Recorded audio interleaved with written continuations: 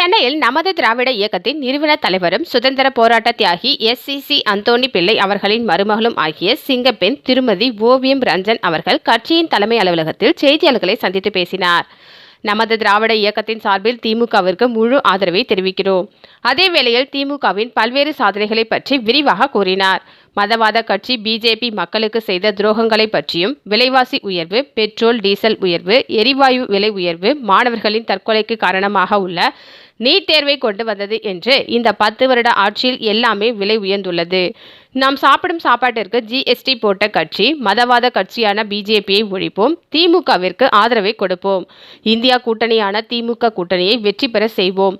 திமுக கொண்டு வந்த சமத்துவபுரம், பெண்களுக்கு இலவச பேருந்து, மகளிர்களுக்கு மாதம் 1000 ரூபாய், சென்னை மற்றும் பெருநகரங்களில் நெரிசல் இல்லாமல் செல்வதற்கு மேம்பாலங்கள், பள்ளி மாணவ மாணவர்களுக்கு இலவச மிதிவண்டிகள் என்று இன்னும் சொல்லிக்கொண்டே போகலாம் போன்ற பல்வேறு சாதனைகளை திமுக அரசு செய்து வருகிறது.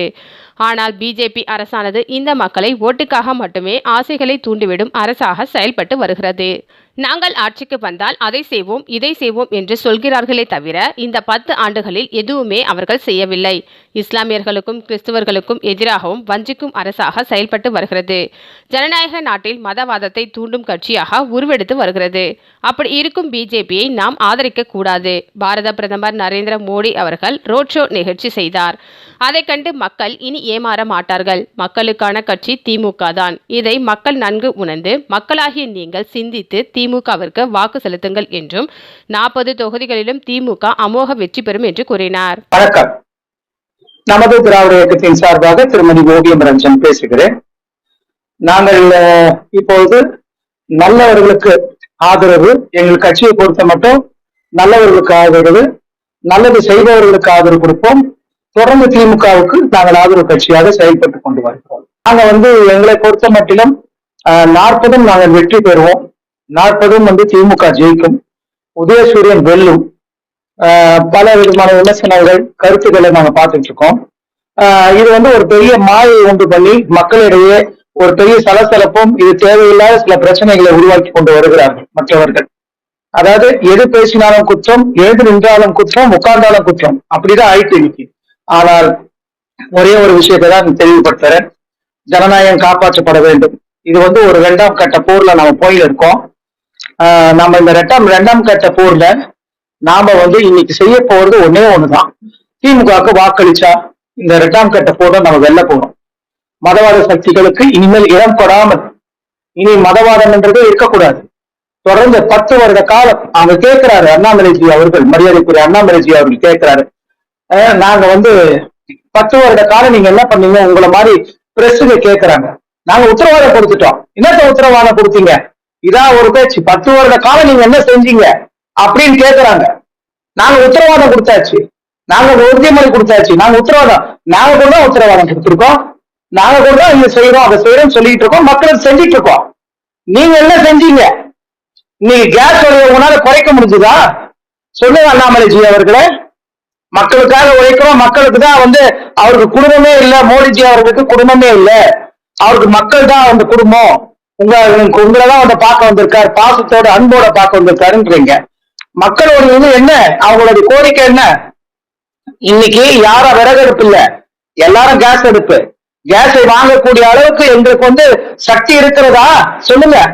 இன்னைக்கு ஒரு கேஸ், என் வீட்டுல கேஸ் கம்பெனி வச்சிருக்கேன், நான் வாடகை கொடுத்துருக்கேன். அவர் சொல்றாரு, எந்த கேஸ்லயும் போயிட்டு இந்த இடத்துல போய் உக்காந்தாலே கொஞ்சம் கீழ் மட்டத்துல உட்காந்து யாருமே அன்னைக்கு வாங்குறது இல்ல. இன்னைக்கு கேஸ் வந்துருச்சு நாங்க சொல்றோம், மறுநாள் போய் பாவம் இருக்கிறது அடமானம் வச்சுதான் வாங்குறாங்க. அப்படி இருக்கு நிலவரம். ஒரு நாள் அன்றாட காட்சிகள். நீங்க எல்லாமே காலையில போனா வேலை செஞ்சுட்டு சாயந்தரம் வீட்டுக்கு வராங்க. அன்னைக்கு வந்தாதான் 800 ரூபாய் ஒரு நாள் கூலிங்க. கூலிக்கு வேலை செய்யறோம். பேசுறாரு, பெருசா பேசுறாரு, நாங்க இப்படி பண்ணிடுவோம், அப்படி எது கேட்டாலும் நாங்க உத்தரவாதம் கொடுத்துட்டோம். 10 வருஷம் நீங்க என்ன செஞ்சீங்க? தின்ற சோத்துக்கு GST போட்டிருக்கீங்க. வேற என்ன பண்ணீங்க? வேற என்னத்தை குறைச்சிங்க? இப்போது குறைச்சிருக்கீங்க பெட்ரோல் விலைய. பெட்ரோலோட பாருங்க. இதெல்லாம் என்ன செஞ்சீங்க சார்? செல்வந்தர்களுக்கும் பணக்காரர்களுக்கும் உண்டான ஆட்சி தான் சார் BJP ஆட்சி. இதை தெளிவுபடுத்துறாங்க, மக்களுக்கு தெரியணும். அது திராவிட கட்சிகள் தொடர்ந்து ஆழ்ந்து கொண்டு வருகிறது நம்மளுடைய தமிழ்நாட்டை. இன்னி வரலுமே எல்லா வித வசதிகள் எல்லா விதத்தையும் கொடுத்தது. இன்னைக்கு EPS சொல்றாரு, திராவிட கட்சியினாலதான் இன்னைக்கு மாணவர்கள் எல்லாம் சிறந்து விளங்கினாங்கன்னா பாவம் உண்மையை ஒத்துக்கிட்டாரு. அதனால மாணவர்கள் எல்லாம் இன்னைக்கு இன்னைக்கு நல்ல முறையில படிக்கிறாங்கன்னா அது திராவிட கட்சி தான் காரணம். இன்னைக்கு நீங்க நான் இதை செஞ்சிருவேன் அதை செஞ்சிருவேன் எல்லாத்தையும் செஞ்சிருவாங்க, ஒண்ணு கூட பாக்கி கிடையாது. இதுவெல்லாம் என்ன செஞ்சீங்க? இதுவெல்லாம் மக்கள் கஷ்டப்படாம வாழ்ந்தாங்களா பிஜேபி அரசால? இனிவெல்லாம் மக்கள் எல்லாம் சலுகை சொன்ன சலுகைகள் எல்லாம் நீங்க கொடுத்தீங்களா? சொல்லுங்க சொல்லுங்க சார், நீங்க சொல்லுங்க. அண்ணாமலை ஜி சொல்லுங்க. இப்போ எனக்கு தெரிஞ்சு கடந்த கொஞ்சம் 10 நாளாவே பார்த்துட்டு இருக்கேன். ஒரு வேலை செய்யற பிள்ளை சொல்றான், எங்க இதுல திண்டிவனம் பக்கம் எங்க இதுல செய்யார் பக்கம் கலைஞர் கட்டி கொடுத்த வீடு தான் நாங்க இன்னமும் இருக்கிறோம். அந்த ஏரியா ஃபுல்லா வீடு இல்லாதவருக்கு வீடு கட்டும் திட்டம் ஃபுல்லா எல்லாருக்குமே கொடுத்தாரு. ரோட்ல இருக்க அத்தனை பேருக்கு வீடு கொடுத்தார். இது உண்மை, மறுக்க முடியாது. இங்க படத்துல பாருங்க, கலைஞர் கொடுத்த வீடு இன்னமும் ஓடு வீடு அவ்வளவு அழகா இருக்காங்க. எங்களுடைய பாஸ்டர் எல்லாம் கோயில் நடத்திட்டு இருக்காங்க சார் அந்த இடத்துல. சமத்துவபுரம் எல்லாருமே இருக்காங்க. நீங்க என்ன கட்டினீங்க சொல்லுங்க பாக்கலாம். எத்தனை பேருக்கு நீங்க என்ன செஞ்சீங்க? தமிழ்நாட்டு மக்கள் தமிழ்நாட்டை கூறி வச்சு நீங்க நேற்று அமித்ஷா அவர்கள் வந்திருக்காரு. அதான் அன்னைக்கு மோடிஜி அவர்கள் எத்தனையாம் முறை வந்துட்டா திரும்ப வர போறாரு. ரோட் ஷோ புதுசா ரோட் ஷோல நீங்க எல்லாம் முடிச்சிடுவீங்களா? ரோட் ஷோ பண்ணா சார் இதெல்லாம் பார்த்துட்டு முடிஞ்ச இயக்கம் சார் திமுக. எல்லாவற்றையும் முத்தமிழர் கலைஞர் அவர்கள் எல்லாவற்றையும் பார்த்து இன்னைக்கு கட்சி நடத்தி இன்னைக்கு கொண்டு ஸ்திரப்படுத்தி நிப்பாட்டிருக்காரு. மக்களுக்காக உழைக்கும் கட்சி சார் திமுக. அதை முதல்ல தெரிஞ்சுக்கணும் இவங்க. அதே போல மக்களும் இந்த முறை திமுகவுக்கு வாக்களிங்கன்னு நாம் கேட்கிறோம். ஏன்னா நம்ம நாட்டை காப்பாற்றணும் தான் திமுகவுக்கு வாக்களிங்க. ஜனநாயகம் காப்பாற்றக்கூடாது என்னன்னா திமுகவுக்கு வாக்களிங்க. இன்னைக்கு மதவாத கட்சி உள்ள வரக்கூடாதுன்னா திமுகவுக்கு வாக்களிங்க. மற்றதெல்லாம் அப்புறம் பார்த்துக்கலாம். இப்போது நம்ம என்ன மாதிரி சுச்சுவேஷன்ல நம்ம இருக்கிறோம். நேற்று கூட அவர் ராகுல் காந்தி அவர்கள் மிக எளிமையான ஒரு தலைவர். அவரை மக்கள் இன்னும் நிறைய பேர் இந்தியாவில மக்கள் புரிஞ்சுக்கிறோம். அந்த குடும்பமே சார் நம்ம நாட்டுக்காக உழைச்ச குடும்பம். நீங்க காட்டுக்க பார்க்கலாம், நாட்டுக்காக உழைச்ச உங்களுடைய கட்சியில யார் காட்டுங்க? இந்த நாட்டுக்காக உழைச்சி இந்த நாட்டுக்காக தன் உயிரை மாய்த்தார் அவங்க அப்பா. இன்னைக்கு ராஜீவ்காந்தி எல்லாம் மறக்க முடியாது. அந்த டெத்தெல்லாம் இன்னைக்கு யாருமே மறக்க முடியாது. நீங்க எல்லாத்தையும் இன்னைக்கு அவர் ராகுல் காந்தி அப்படின்னா அவங்க எல்லாம் இன்னைக்கு எப்படி அந்த டெத் ஃபாதருடைய டெத்தை இன்னைக்கு இந்த நாடு ஒரு பெரிய தலைவரை இழந்திருக்குது. ராஜீவ்காந்தி எல்லாம் இன்னைக்கு நான் எப்படி மறக்க முடியாதெல்லாம். அவங்க எல்லாம் இந்த நாட்டுக்காக உழைக்க தன் உயிரை கொடுத்தவங்க சார்.